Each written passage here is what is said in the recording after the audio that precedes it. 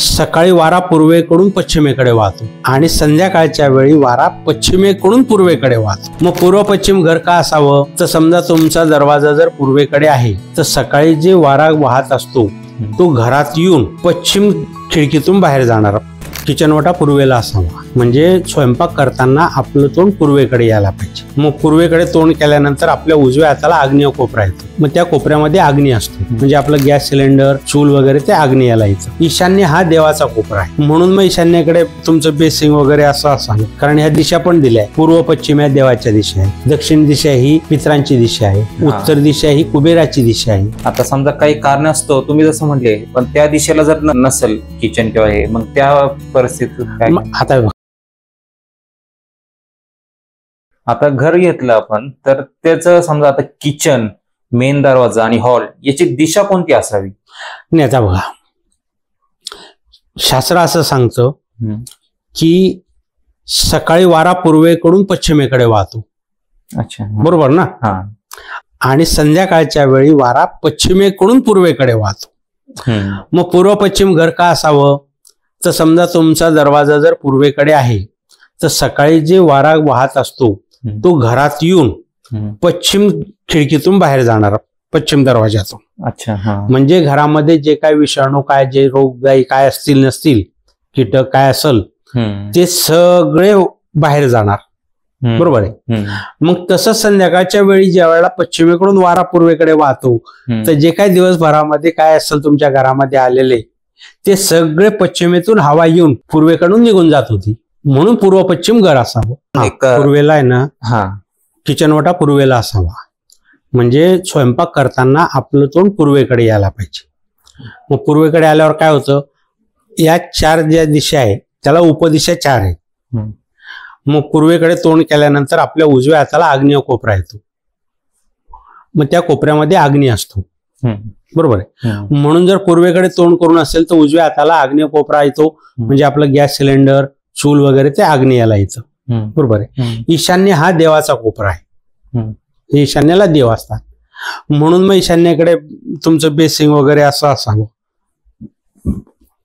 म्हणून ते ठरवलं की बा पूर्वेकडे तोंड असेल तर तो आपोआपच उजव्या हाताला गॅसचं सिलेंडर शेगडी वगैरे येतं, आणि स्वयंपाक करताना माणसाला एक तो आनंद असतो, कारण ह्या दिशा पण दिल्या आहे।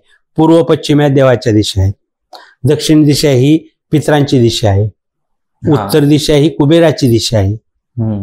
मग जेव्हा आपण देवांकडे बघतो तर आपल्याला बरं वाटतं ना, राक्षसाकडे पाहिल्यावर कसं वाटेल?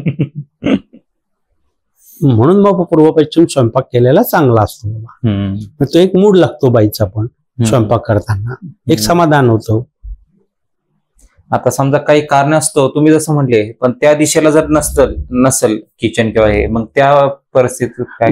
आता बघा, कालाय तस्मै नमः, काळ बदललाय, पूर्वीसारखं बैठे घर नाही राहिले, फ्लॅट सिस्टीम राहिली, जो तो त्याच्या हिशोबानेच काम करणार आहे। मी माझ्या हिशोबानेच मला किती पैसे मिळणार हेच मी पाहणार आहे। मग त्या दोन फ्लॅटमध्ये समोरासमोर दरवाजे असतात, एकाचा जर किचन पूर्वेला आला तर दुसऱ्याचा पश्चिमेला येतोय, त्याला तुम्ही काही करू शकत नाही। मग ते आपल्या नशिबाने घर तसं मिळालंय, त्या घरात तुम्ही आनंदाने राहिलं पाहिजे। मग बा पूर्व दिशा वाईट आहे का दक्षिण दिशा वाईट आहे? काहींना आता एखाद्याच्या राशीलाच ते असते की त्यांची दक्षिण दिशा चांगली असते, एखाद्याची उत्तर दिशा चांगली असते, एखाद्याची पूर्व आहे, एखाद्याची पश्चिम आहे, त्या दिशेने त्याचा काही प्रॉब्लेम होत नाही। कुठल्याही घरामध्ये तुम्ही राहिल्यानंतर त्या घरामध्ये जर तुम्ही सगळं निगेटिव्ह बोलत राहिले, पॉझिटिव्ह काही बोलायचंच नाही, तर ते घर तुम्हाला सुख कसं देईल? सर्वसाधारण गोष्ट आहे, तुम्ही बायकोनी किती स्वयंपाक चांगला केला आणि तुम्ही तिला नावच ठेवत राहिले तर तिचा मूड लागणार आहे का? पण तिच्याकडनं कसाही स्वयंपाक होऊ द्या, तुम्ही म्हणा नाही काय स्वयंपाक करते बाबा, छान एकदम आवडला, ती अजून मन लावून स्वयंपाक करल। किंवा तुम्ही एखादी काम करतायत, तुम्ही एखादी काही वस्तू बायकोला आणली आणि तिने एकदम खुश झाली, तुम्हाला माहितीये की मी ही कमी पैशाची सहज आणली, पण तिने जर तुमचं कौतुक केलं, तिने आवडली म्हटली, तुमच्या समोर 10 वेळा ती वस्तू वापरली तर तुम्ही पुढच्या वेळेला तिला अजून वस्तू आणायची इच्छा कराल ना, का नाही? मग तसं घरातलं आहे, तुम्ही त्या घरात राहतायत, ती तुम्हाला सुख कसं देईल तुम्ही तिला वाईट म्हटल्यावर? बरोबर. मग तुम्ही चांगलं राहा, ती चांगलंच म्हणणार आहे तुम्हाला. हा फरक आहे, बाकी काही नाही. असं काही नाही की या दिशा वाईट आहे का ती दिशा वाईट आहे, सगळ्या दिशा चांगल्या आहेत. तुम्ही चांगलं वागा. तुम्ही चांगलं वागण्याने घरावर काय ठपका ठेवतात?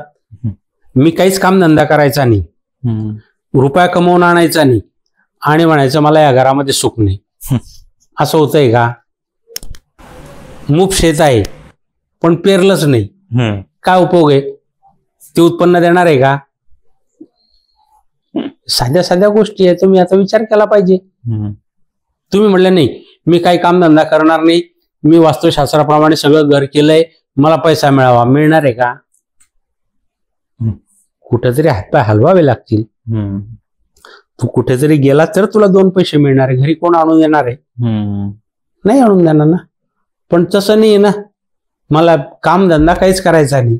हा, तुम्ही काही कामधंदा करत असाल तर तुमची कॅपॅसिटी बघा. आता माझी कॅपॅसिटी समजा मला महिन्याला 10,000 रुपयेच मिळत आहेत, मग मी ते 10,000 रुपयामध्ये सोन्याची सुरी खुपसायचा विचार करावा का? मला लोखंडाचीच घ्यावी लागेल. उद्या एखाद्याने सोनं घेतलं म्हणून मी घ्यावं का? नाहीये माझ्या नशिबात, का त्याच्या पाठीमागे पळावं? पण त्यांनी घेतलं मग मी का नाही घ्यावं? असं करून नाही होत ना. तुम्हीच किती समाधानी त्या घरामध्ये राहतात तिच्यात तुमचं सगळं अवलंबून आहे. आता तुम्ही जसं म्हणले देवघराचं म्हणजे ते देवघराचं चित्र, देवघर किंवा देवाचं चित्र हे कोणत्या दिशेला असावं? पूर्व पश्चिम असावं. पूर्व पश्चिम. आणि मृत व्यक्तींचं दक्षिण दिशेला. दक्षिण दिशेला. कारण ती पितरांची दिशा आहे. अच्छा. त्यांची दिशाच ती आहे. आणि दक्षिण दिशेकडे 99% लोक बघत नाहीत. 99% पूर्व पश्चिमच बघतो माणूस.